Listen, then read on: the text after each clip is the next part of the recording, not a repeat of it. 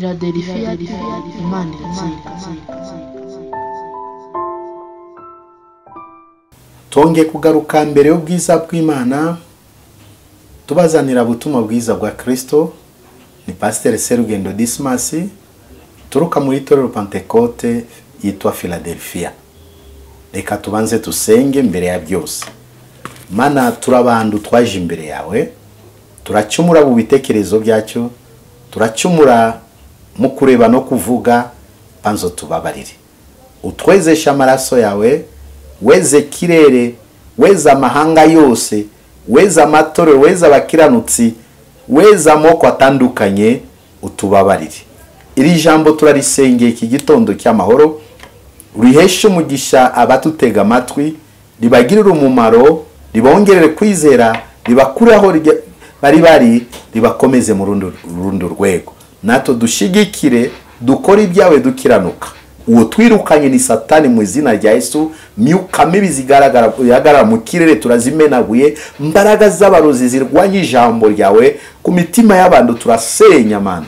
Dushigikire kandi ukomeze wabamaze ubutumwa bwiza ku mpande enye zose z'isi, kandi amavi yose gupfukamire kuko Uwiteka.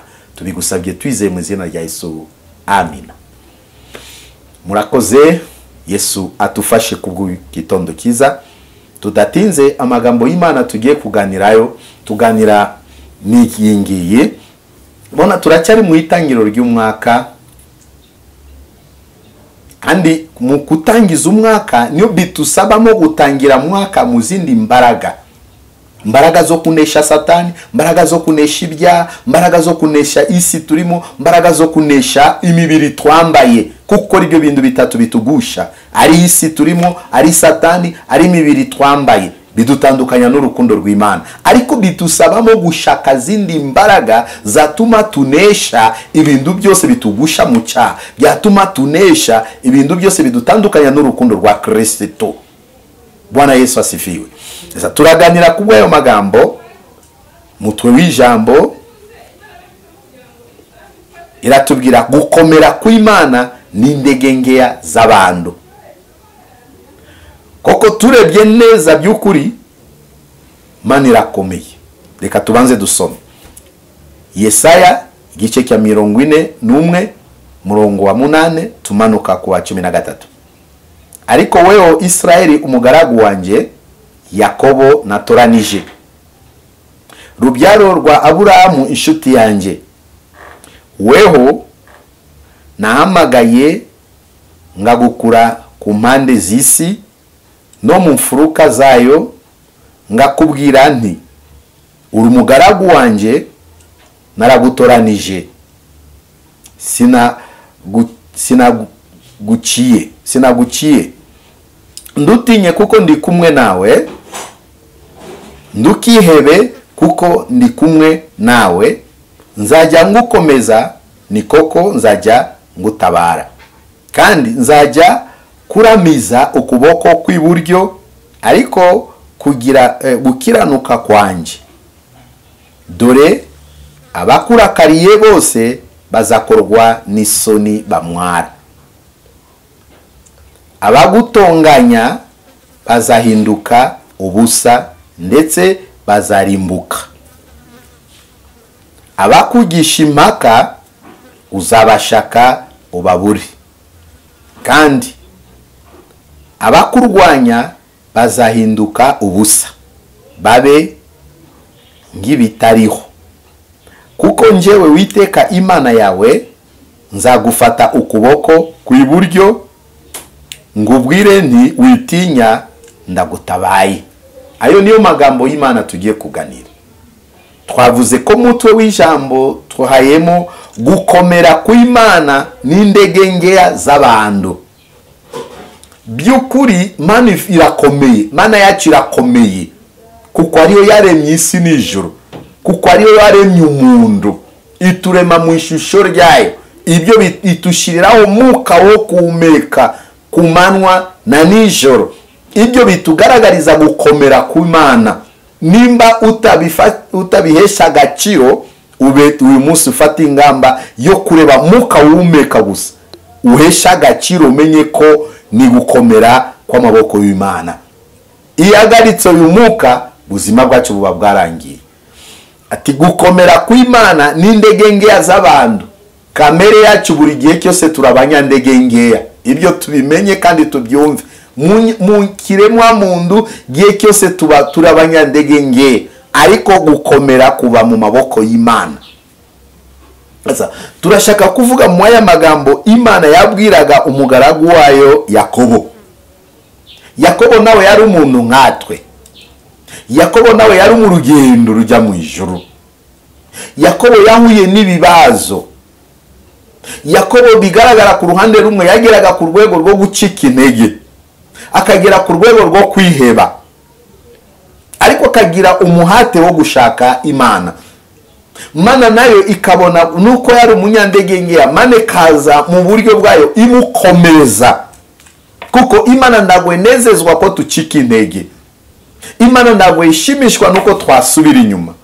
Imana ntabwo bushaki bwayo suko twava mu bushaki mu kuyishaka.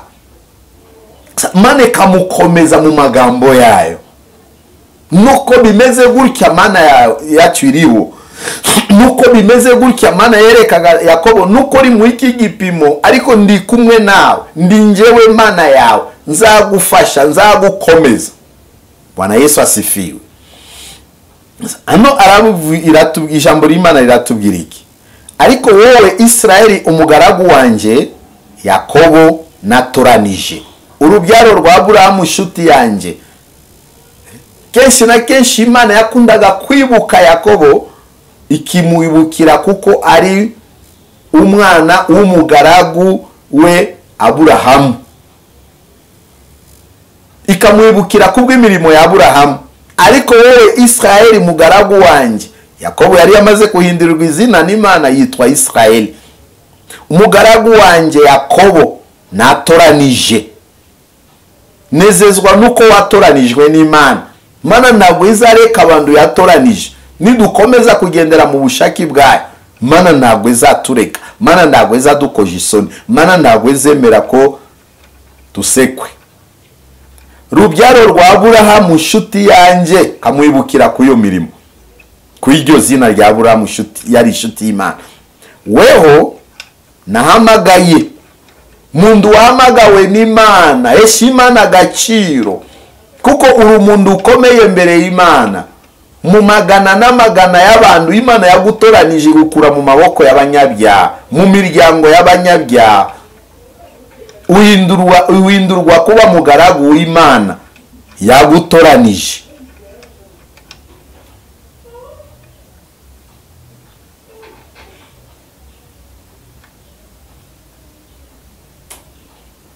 Weho nahamagaye ngagukura ku mpera z'isi. Mana imwereka Yakobo aho buryo yamuhamagaye, buryo yamukuye ku mpera z'isi. No mu furuka zayo ngakubwira nti uri umugaragu wanje, naragutoranyije, sinaguciye. Uri umugaragu w'Imana yatoranije. Buri muntu asuzumye neza aho Imana yamukuye, yadukuye ku mpera y'isi, atuhindura kuba abakozi bayo, atuhindura kuba abakristo. Arakubwira iti uri mugaragu wanje natoranije, sinaguciye. Nuko arimo guca mu ibyo byose, ariko Mana iravuga ko yaragutoranije, ndago yaguciye. Ndutinye kuko ndi kumwe nawe, ndukihebe kuko ndi kumwe nawe, nzajya gukomeza. Iyi misi abantu benshi barimo gutinya, iyi misi abantu benshi barimo kwiheba, ariko Imana iratubwira iki gitondo cyiza,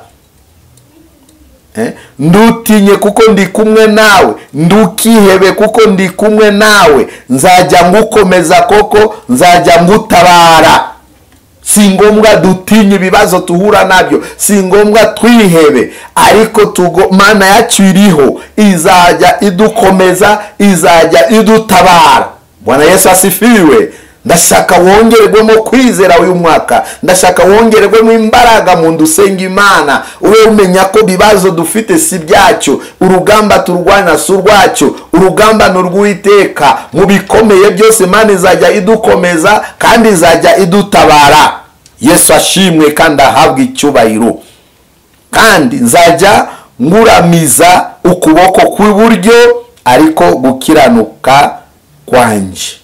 Nzajya nguramiza kuboko kw'iburyo, ariko gukiranuka kw'Imana. Bwana Yesu ashimwe. Imana ni nziza bene data. Bandu bakorera Imana batakora byo gukiranuka nabyo ni kibazo. Ariko bandu b'Imana bagomba gukora mirimo yo gukiranuka. Amenya ko turindiwe n'umugabo ukomeye, tushigikiwe n'umugabo ukomeye. Imana ishimwe kandi ihabwe icyubahiro.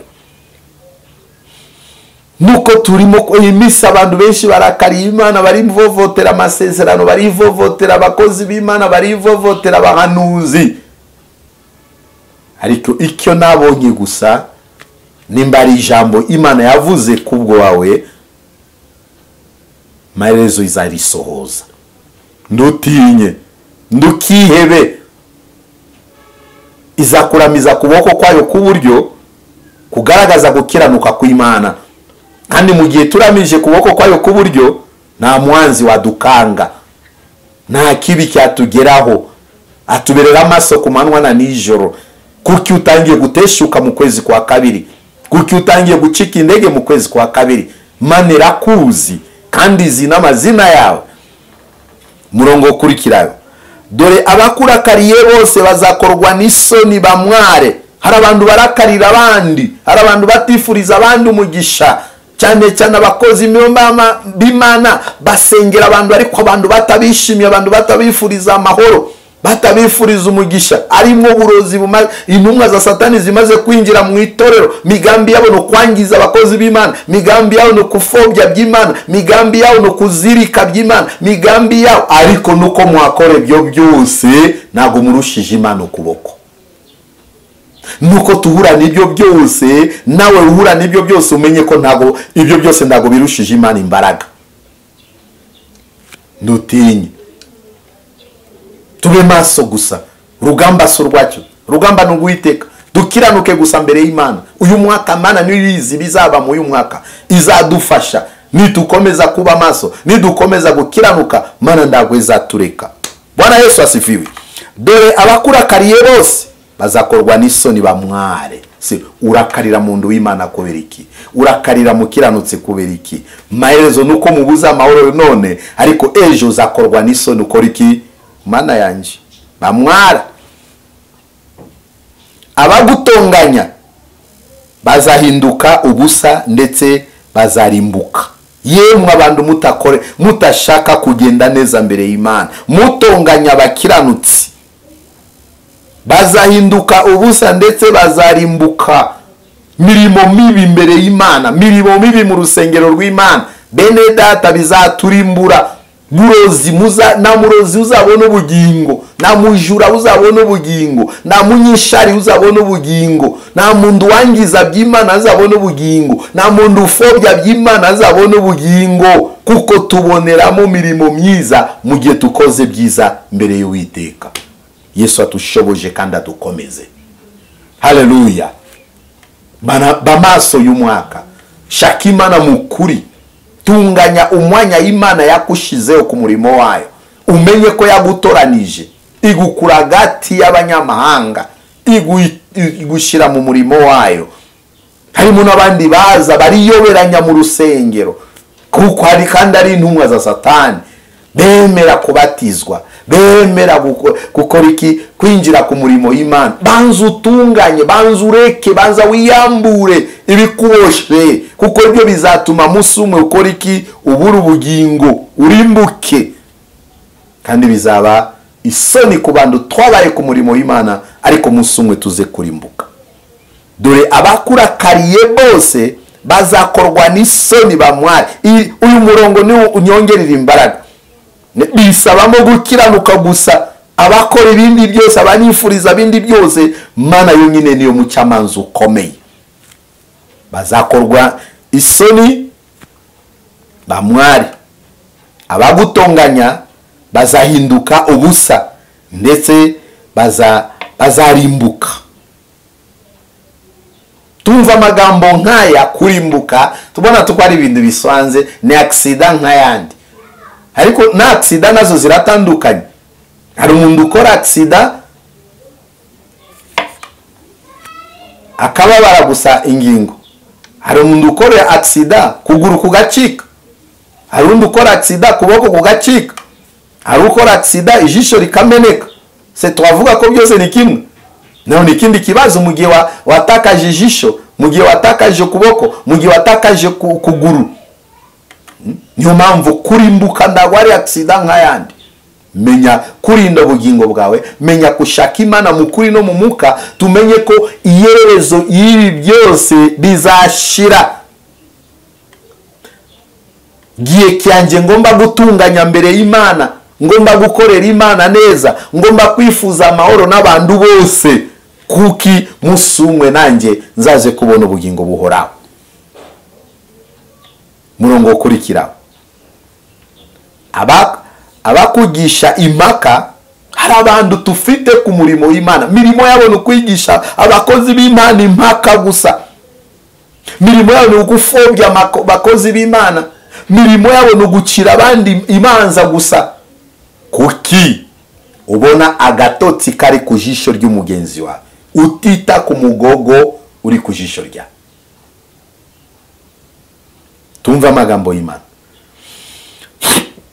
Abakugisha impaka uzabashaka ubabure. Hari igihe Imana ikora umukwabo ikirukana batagenda neza ku murimo wayo, tuzabashaka rimwe na rimwe tubabure. Kandi nakurama k'umunyabyaha, ibyo tubimenye bene data. Rimwe na rimwe Satani adukoresha bibi, akatwereka ko niwe munyimbaraga, niwe munyamayere, ariko nta mayere afite, nta mbaraga afite. Mana iri juru ye itegetse iramurimbura. Kandi abakurwanya bazahinduka ubusa, babe ngibitariho. Arabantu barwanya abandi kubw'umurimo w'Imana, arabantu barwanya abandi kubw'impano Imana yahaye mugenzi wawe. Nta muntu ugura impano y'Imana, ntabwo igurwa feza. Mana ireba gukiranuka k'umuntu, Mana ireba guca bugufiya k'umuntu, Mana ireba umutima w'umuntu, na niyo ifata ibyayo ikashira kuwo muntu. Se twamurwanyira iki? Twamugirira ishari iki? Icyo twakora no kumushigikira mu gihe tumubonye ko afite imbuto z'Imana, kuko ari handi hantu nawe ashaka kutugeza, kuko ari handi hantu nawe ashaka kutuyoboramo, tukakora byo gukiranuka, Mana ikatwishimira mu bwami bwo mu ijuru. Abakugisha impaka uzabashaka ubabure, kandi abakurwanya bazahinduka ubusa, babe ngibitariho. Abakwigisha impaka babaho ku murimo w'Imana ubabure, kandi abakurwanya bazahinduka ubusa. Ari abantu navuze barwanya abandi ku murimo w'Imana. Muri korari abaririmba imirimo yabo no kurwanya abayobozi ba korari. Mu byumba by'amasengesho ari abantu mirimo yabo kurwanya abayobozi bayobora icyumba. Ariko ibyo si byiza. Mana yatuhaye impano 9 mu rusengero. Iyo mpano 9 mu rusengero, icyo Imana ishaka dufatanya amaboko, tuzuzanye kubwo kuzamura murimo w'Iteka ikatera imbere. Ntabwo ari byubahiro byacu. N'abantu bamwe bafite impano z'Imana bagenda bikubita igituza, njyewe akarobanura abantu ku butoni, nakorera uyu nguyu sinkorera uyu nguyu. Oya, kora neza, musumwe uzabone ubugingo buhoraho. Hari igihe tushaka kwihutisha mugisha w'Imana, kukibatanyubaha kandi ari njyewe muhanuzi mbahanurira. Banza Mana niyo ikura bucyavu, Mana niyo yubahisha umuntu. Wowe banza ukora iki? Cishwa bugufiya. Kandi numara gucishwa bugufiya, igihe kizagera Mana ikora iki? Igushire hejuru. Yesu abafashe kandi Yesu atugirire neza. Turahugurana, nuko abantu batagishaka inama, ariko ukugirira inama aragukunda. Inama niyo zifasha abantu bakora ibyo gukiranuka, munsi umwe bazabona ubugingo buhora. Kuko iminsi ari inyigisho z'ibinyoma, iyi minsi ari inama zipfuye. Mu ndore yakwereke gukora ibyiza iby'Imana ishaka, arimo kukuyobora ati ndukabikore. Za izo nyigisho turazirukanye mu izina rya Yesu. Abo bakozi turabacecekesha mu izina rya Yesu. Bagire inyigisho niziza izakomeza ubwoko bw'Imana, munsi umwe Imana ivuze bazabone kubona ubwami bwo mu ijuru. Kuko njyewe, na niwe murongo wa nyuma, kuko njyewe Uwiteka Imana yawe nzagufata ukuboko kw'iburyo. Abantu mukorera Imana ndimugatinye bibagerageza.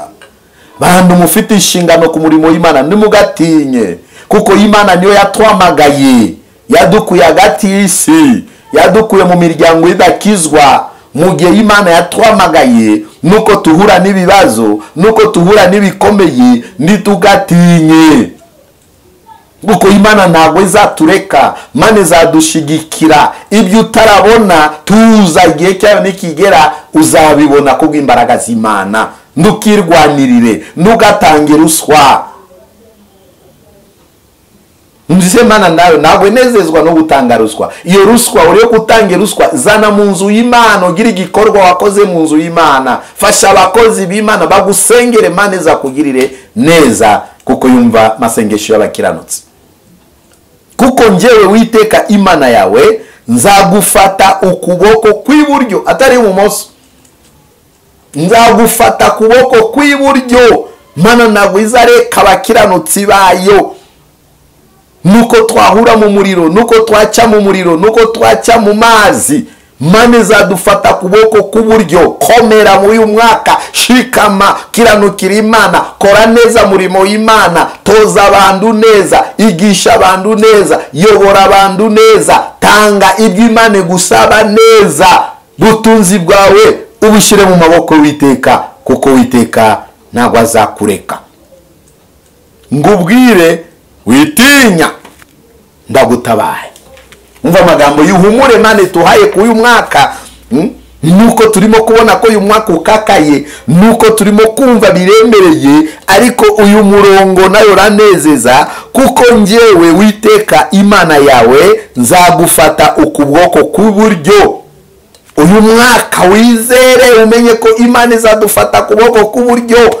Nuko azazamo miyaga, nuko azazamo bikomeye, Imana izadufata kuboko kw'iburyo. Kandi ufashijwe kuboko kw'iburyo n'Imana, yo abanesheje bimugerageza. Mubwire ni witinya. Mu bibazo utangiye kuhura nabi, witinya. Mu ibyo urimo kumva, witinya. Mu ibyo urimo kurota, witinya. Mu ibyo urimo kugongana nabyo, witinya. Ndagutabaye. Butabazi bw'Imana buhora buri hafi yacu abakiranutsi. Nitwebwe gusa tugenda tugabanukirwa, nitwebwe gusa tugenda ducika indege. Ariko nidukomeza gukiranukira Imana, tukibuka ko Imana yaradutoranije, tukibuka ko turi abagaragu bayo, tukibuka ko turi inshuti z'Imana, ntabwo tukwiye gutinya. Tugiye gusengera ikintu kitubwoba. Satani yatangiye kututinisha.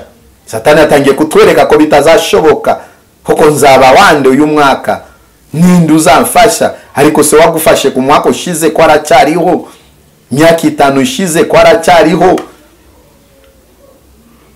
ukurinda nubwo burwayi ko aracyariho, ukugaburira amanywa na nijoro aracyariho. Niyo kubwiye aya magambo, witinya, ndagutabaye. Witinya, witinya. Wori mu iki gihugu, wori hanze y'iki gihugu, Imana irakubwira iki gitondo, witinya, witinya by'uyu mwaka. Kiranuka gusa, butabazi bw'Imana burahari. Mana turagushimiye, urera kandi urakiranuka. Dusengerera ijambo ku bantu bawe. Majwi ya Satani itangiranye nato uyu mwaka, bikomeye Satani atangiye kwereka abantu mu uyu mwaka, kandi turacyari mu kwezi kwa kabiri. Niyo mpamvu tusengeye ubwoko bwawe, ubwezo batunganye mu iteka. Ambika tene itorero imbaraga, wambika abakozi bawe imbaraga, wambika abakiranutsi bose imbaraga, wambika abakristo imbaraga. Dukure mu bwoba, mu dayimoni w'ubwoba ndamwirukanye mu itorero, ndamwirukanye ku mitima y'abantu bawe. Ari abantu barwaye ibiburwayi bikomeye, twizeye ko ari we muganga ukomeye. Abantu bari bafite amadeni, abantu bari mu nzu y'imbohe, abantu bari mu buhungiro, abantu bari mu bikomeye. Yesu uriho kandi ari wowe ushobora byose. Tusengeye amagambo yawe, witinya, witinya, witinya, witinya. Muntu w'Imana, Mana yacu izagufata kuboko kubw'izina rya Yesu. Mbaraga z'ibigeragezo zihagaze imbere y'abantu bawe mu izina rya Yesu. Ubwoba bwahagaze imbere yacu tukubise hasi mwami. Tabara abantu bawe, kiza abarwayi, abashomero bibuke mu izina rya Yesu. Mfubyi n'abapfakazi bibuke kuboko kwawe Mana. Utufate kuboko k'uburyo, utuneshereze, udukomeze, kuko ari we Mana nguru. Ndasabiye isi yose amahoro, turasabiye isi yose gukizwa, turasabiye isi yose kukumenya, turasabiye isi yose guca bugufi ya mbere yawe. Muka mubi ukurweho, ubugome buhagaritswe nawe. Mipaka y'ibihugu byose turabisengeye. Tanga amahoro muri Afrika, tanga amahoro mu bigarigari, mu biyaga bigari, tanga amahoro mu matorero yawe Mana. Turagushimye, tushigikire, ubwoba butuveho, utwongerere imbaraga, udutinyure Mana, kuko ari wowe ushobora byose. Reka amahoro yawe ibe ku bantu bawe, kandi ijambo ryawe rikomeza abantu bawe, ubashoboje iteka ryose. Tugusabye twizeye mu izina rya Yesu, amen. Mana ibaho umugisha. Nize ko tuhagarukiraho. Ijambo ry'Imana riratubwira witinya. Reka tubaye nimero de telefone, ariko wamfasha nanjye ngagufasha. Niyo mpamvu tukunda kubaha nimero. Kandi nimba wumvise ijambo ry'Imana ukashimishwa nayo, ushaka gukomeza undi, ushaka gukomeza n'umwigisha, nabyo byatubera byiza. Ni 0782 439 754. Murakoze. Ni Pasteur Serugendo Dismas, mbasabira amahoro n'umugisha uyu mwaka, kandi mube maso. Amin.